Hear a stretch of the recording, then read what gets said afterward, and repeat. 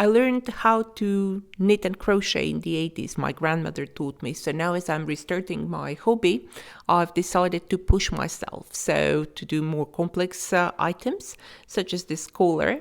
I'm following a YouTuber called Nessmia from China.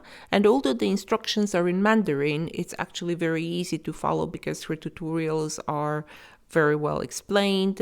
She's crocheting herself in the video.